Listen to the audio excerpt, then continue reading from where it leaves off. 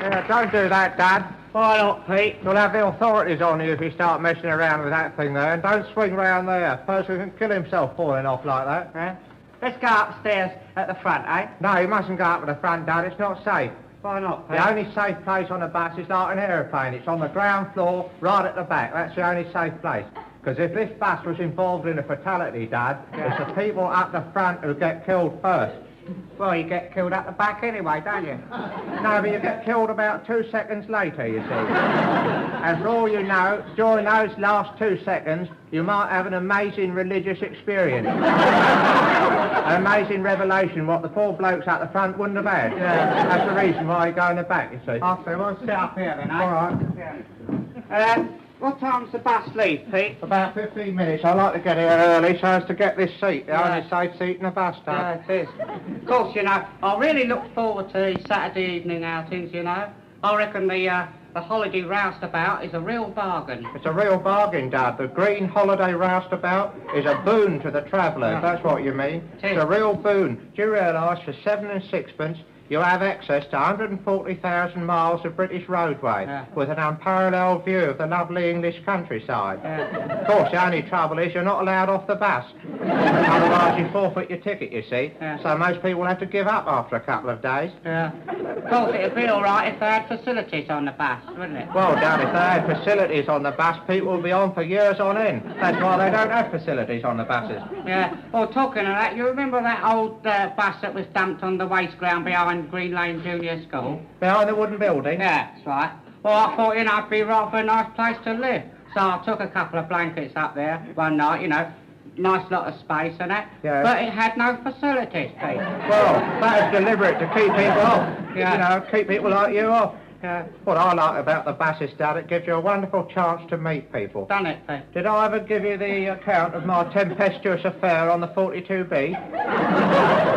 They've discontinued that route, haven't they, Pete? Yeah, due to the incident I'm about to relate.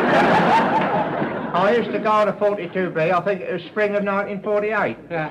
Anyway, one day I got on the bus, you know, perfectly normally, sat down, uneventfully. Yeah. The bus started up, went on a stop, nobody got on, nobody got off. Bell rang, the bus started up again, went to another stop, nobody got on, nobody got off. Bell rang, the bus went on another stop, nobody got on, nobody got off. How long's that go on for, Pete? About 5 stops, Dad. It was a fairly uneventful journey, and until the incident, I won't bore you with the details. You already have, Pete.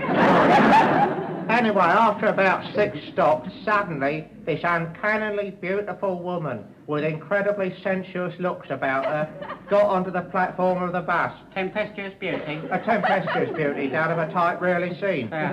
Anyway, I thought hello, you know. Yeah. What, you said hello to her, did you? No, I thought hello. I thought I'd play it very cool, Dad. Play it cool, boy. Yes, you have to play it very cool with women if you're going to get anywhere, you see. Yeah. Anyway, I could immediately see what she was after. Yeah. Stood out a mile what she was after, that one, you know. Yeah. So she gave me a fleeting glance. What, like that? No, slightly more fleeting than what you've just done. Like that. I've ripped my neck, Pete. Yeah, similar to what you did without the ricking. Anyway, she gave me this fleeting glance and I was immediately aware of what she wanted, Yeah. so I looked the other way. So she went upstairs immediately. Oh? I thought, funny. Funny, Her upstairs, me sitting downstairs, funny. Her upstairs, me down, funny. Stands for reading what she's You after. down here, Her up there. upstairs, funny. You know what she's after. Funny, yeah. I knew what she wanted. Yeah. So sure enough, about 5 stops later, she come down the stairs, got off the bus without even looking at me. Oh, yeah. I thought I'd play it very cool. Yeah. So I went on another 4 stops, got off down at Green Lane, and I never seen her again. It was just one of those things, Dad, you know. Yeah, just one of those crazy flings. A trip to the moon on gossamer wings. Just one of those things. Oh, yeah. It's a bloody stupid song, isn't it? A trip to the moon on gossamer wings. You wouldn't stand a chance with gossamer wings getting up to the moon, hovering about in space with your gossamer wings. Very unlikely. That's why Britain's lagging behind in the space race, Dad. Imagine them saying, here, Philpott, here, Jarvis, here's the government-issued gossamer wings. Get up on the moon. Bloody hopeless. Of course, you know, Pete, you've got to you've got a way with birds that I haven't got. Yeah, But, I have, yeah. Did I tell you about that girl, Joan Harold, who I used to know? She used to travel on the 148 bus route a lot. Wasn't she the tempestuous gypsy beauty with raven hair down to her waist? Yeah, delicately boned hands. Alabaster body, perfectly formed. Thrusting through her dress. Yes, I'm Joan Harold. Joan Harold, Yes, that's right. Joan Harold, thrusting through the dress. That's right, Joan Harold. Joan Harold.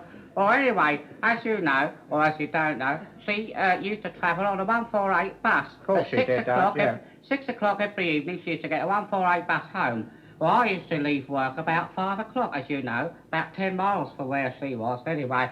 But I always felt I had to see her. So what I used to do, I used to come out of work. Yeah. I used to get a 62B up to Chapel Heath Merry Fiddlers. Yeah. Then I used to go down the hill and get the 514 trolley down to Rainham Crescent. Yes. Then I used to go over by the railway bridge and go across those fields by the dye works. Yes. There's a parsnip field and then there's another one with cabbages. Of course there is, Dad, I Then I know could that. come out the other side by the hedge, by which time the 148 bus, the 6 o'clock one, was coming round that corner, Hot Hill. Yes, Now, Hot it used Hill. to come round very slowly, because it was a very sharp turn. And there's no bus stop there, but it used to be very slow. If it was going too fast, I used to lay down in the middle of the road. But what I used to do, I used to leap on the platform as it went past, because I knew she was on that bus. Well, what happened then, Dad? Well, I used to lay panting on the platform for about 10 minutes. That's no bloody good. Do you ever get to speak to her at all, this Joan Harold woman? Yeah, once when I got off the bus, she got off behind me, and I thought, you know, I'll play it a bit funny with her, and I dug her in the elbow, and I said, "Here, Joan, chase me." And I ran off down Bottom Gardens and halfway across Symington Square before I realised she hadn't budged an inch. Well, that's no bloody good. You've got to play it cool with these women, Dad, if you want to get anywhere. Do you ever get anywhere at all with her? Take her out or anything? Well, I did take her out once, Pete. I took her out to West Ham Speedway once, and we had, I bought her 2 cups of tea, a box of Pontefract cakes, and a takeaway pizza. Nothing.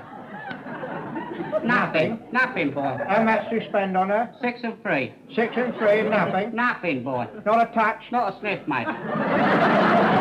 Blimey. You've been done, Dad. That's no good to... Well, I don't know It's about no good to treat women like that. You've got to be extremely rough and tempestuous with women. Be extremely cool and masculine and dynamic. Let me tell you an example, Dad, which will illustrate this case in point. You know how in the spring of 1948, I used to go up Ganseville for the model aeroplane racing. On the 92B, wasn't it? Yeah, they discontinued that route, didn't they, Pete? Yeah, due to the incident I'm about to relate. And I was waiting one fine spring afternoon under the mulberry tree, the sun dappling onto the road, a strange air of romance in the air. And the swallows singing in the sky.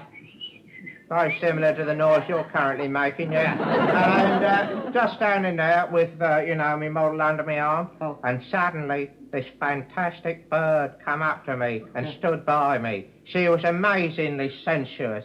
She had sensuality written all over her face, Dad. Did she really? All over her face? No, not literally. That's a figure of speech. She didn't actually have anything written all over her face at all. I sometimes wish women did have things written over their face. Make it a bit easier. Things like sensuality, frigidity. You'd know where you were, wouldn't you? Yeah. What would you have written over your face, Pete? I'd have insatiable lust written over my face. What would you have? I'd have small but passionate. No, you couldn't get all that on your face, Dad. You've got too small a face. You'd have to have one or the other, small or passionate. Yeah. You get small on, I should stick to small. Yeah.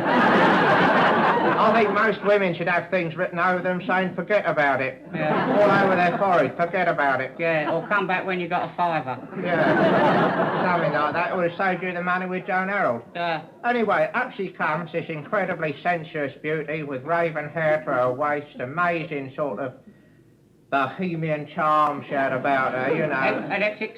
An existentialist, Pete, eh? Yeah, she'd obviously dabbled deep in the works of Sartre. She knew what it was all about. Yeah, Though. spent a couple of years by the Seine with a French poet and that. Something like that. Yeah. Anyway, she come up to me, lust standing all about her, you see. Yeah. Complete lust. I knew immediately what she was after. Yeah, She mate. come up to me and said in a low, husky, almost unbelievably sensuous tone, she said, Excuse me, Saucy, yeah. saucy devil. Excuse me, but does this bus go to Ganseville? What'd you say, Pete? Well, I immediately asserted my masculinity. I said, maybe it does, maybe it doesn't. What business is it of yours? That's the way to do it. Treat them rough. You have to treat them rough. And after that, I hammered home my advantage. I said, get out of my life, you brazen hussy. I never want to see you again. Get out of here. What happened, Pete? Well, she could take a hint. I never saw her again. That's what you have to do. Treat them rough if you're going to get anywhere. Of course you do. I haven't got that way with women, Pete. That's You've got to play it extremely cool, Dad. Yeah. Have you seen those two birds that just got on, Pete? Good. Do you fancy either of those? I fancy the scraggy one on the aisle. You fancy the thin one? Yeah. Well, she can be yours in a matter of moments, Dad. Yeah? If you just play your cards right, the thin one. All you have to do is go up to her, say something ironic to establish your amazing masculinity, you see. Yeah. Go up, she's fairly thin, isn't she? Yeah. Or say something ironic like, hello, fatty. Mean an ironic comment on the fact she's thin. Yeah. Then say to her in a rough, brutal way, like James Cagney used to do, go up to her and say, how about a bit of passionate love with me? You think that'll work? Well, I should think so, yeah. Just be very masculine, aggressively so. I'll try it, shall I? Go on. Hello, fat face. How about A bit of passionate How about a bit of passion up with me then?